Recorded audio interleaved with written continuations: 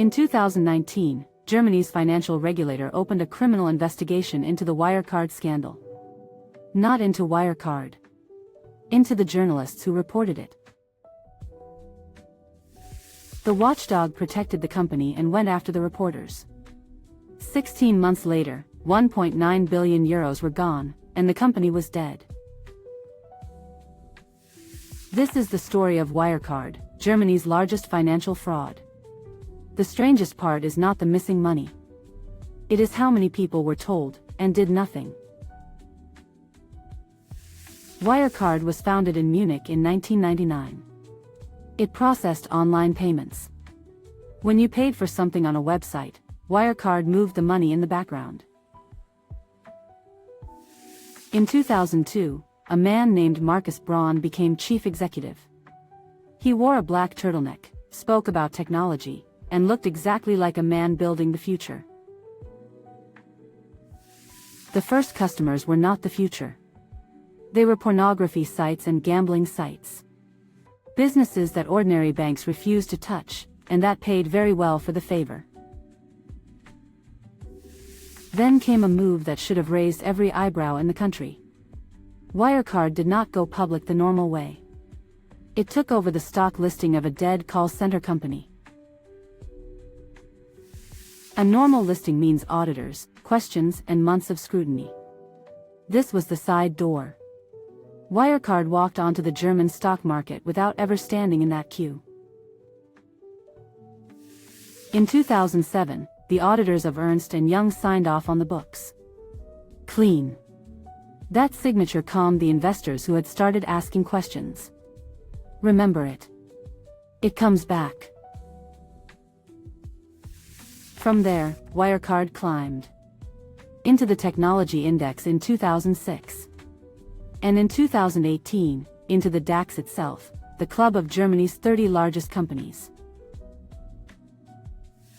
At its peak, the market valued Wirecard at 24 billion euros. A payment processor from Munich was suddenly worth more than Germany's most famous bank. Germany had waited decades for a technology champion. And here it was. That pride is not a side note in this story. It is the reason nobody looked closely.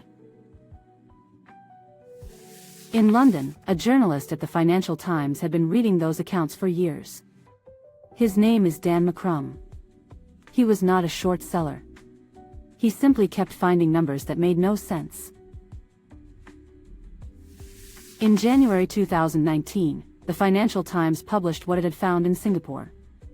Internal documents described contracts that were forged and backdated to make profits look bigger.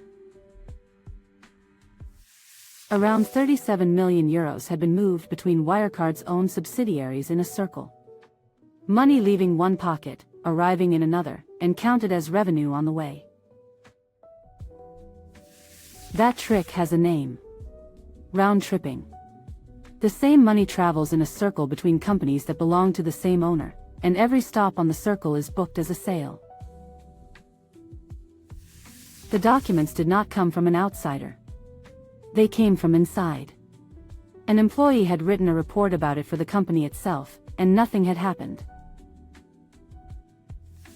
3 weeks later, Singapore's police raided Wirecard's offices there. So this was not a rumor. A national police force acted on it within a month. And this was not the first warning. Back in 2016, an anonymous research report had already accused the company. The regulator responded then by investigating the report's authors for market manipulation. In April, the newspaper published something stranger. Almost all of Wirecard's profit came from 3 partner companies nobody could inspect, in Dubai, in Manila, in Singapore. Wirecard said these partners processed payments in countries where it had no license. The profits were real, it said. You simply could not see where they came from. Wirecard's answer was not an explanation. It was lawyers, denials, and the claim that the reporting was an attack by speculators trying to push the share price down.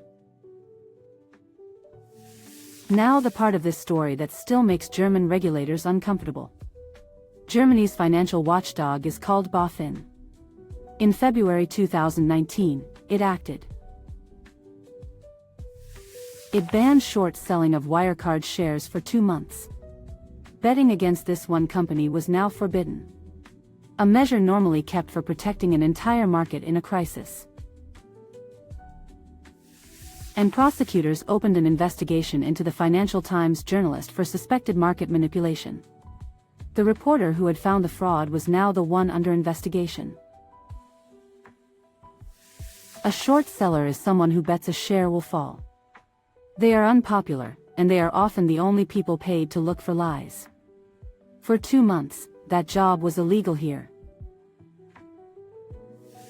Something else was happening in those months, and it only came out years later. Someone was paying to break into the email accounts of the people investigating Wirecard. An Israeli private investigator ran the operation. He was paid $4.8 million over 5 years, and he hired hackers to send fake login pages to journalists at the Financial Times and Reuters. He was sentenced in America in 2023. 80 months in prison. So while the state investigated the reporter, someone else was hiring people to read that reporter's mail. Think about what that signaled to everyone watching. The state had looked at the same evidence, and had decided that the problem was the newspaper. The share price recovered. Investors read the ban as an official verdict. If the regulator was defending the company had to be clean. That decision bought Wirecard 16 more months. 16 months of investors buying shares, of banks lending, of savers putting money into a company that was hollow. Under pressure, Wirecard hired a second auditing firm, KPMG, to prove the doubters wrong. A special audit. The company announced it as the end of the debate. The report arrived in April 2020. KPMG wrote that it could not verify most of Wirecard's profits from 2016 to 2018. Not that they were false. That it could not check them. The documents that should have proved the money existed were not made available. For a company worth billions, the evidence of its own profits could not be produced. By June, everything came down to a single question. Where was the cash? Wirecard said €1.9 billion sat in 2 bank accounts in the Philippines.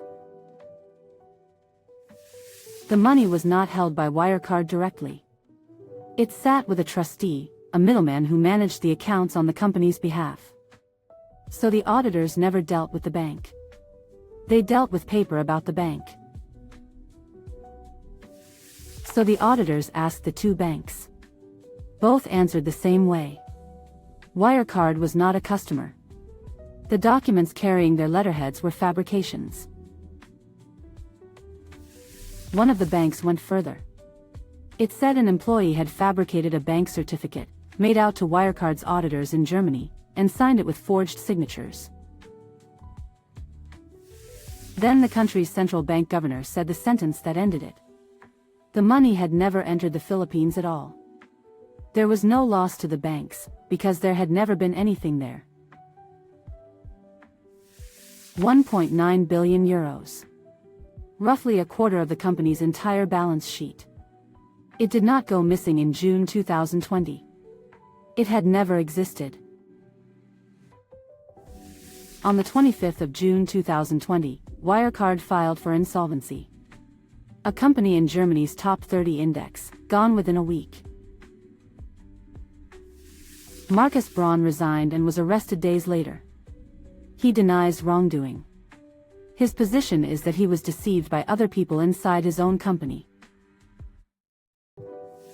But one man did not stay for any of it. Jan Marsalek was the chief operating officer, the man who ran the partner businesses nobody could inspect. Days before the insolvency, Marsalek boarded a small plane and flew east. He has not been seen in public since. Interpol has a red notice out for him. Europe's most wanted list has carried his name for years. Reports place him in the East, under protection. Nobody has produced him in a courtroom. The head of the German regulator later called the affair a complete disaster. In January 2021, he and his deputy left the agency. The criminal trial opened in December 2022. More than 140 witnesses. Over 160 days in court. It has run for years without a verdict. A civil court did order Braun and 2 others to pay €140 million in damages. That is the money side. The criminal question is still open. The auditors had signed off on those accounts for years. A confirmation of the cash had arrived every time. It arrived as a document, and nobody picked up the phone to ask the bank itself. The people who lost most were not banks. Small investors held Wirecard shares because it was in the DAX, and a DAX company felt like the safe choice. Here is what I keep coming back to. Every warning was public. The forged contracts. The partners nobody could inspect. The auditors who could not find the cash. This fraud did not survive because it was clever. It survived because the people whose job was to check kept accepting the answer instead of the evidence. €1.9 billion were never there. The man who ran the business nobody could inspect has never been found. And the last person the regulator investigated was the journalist who was right.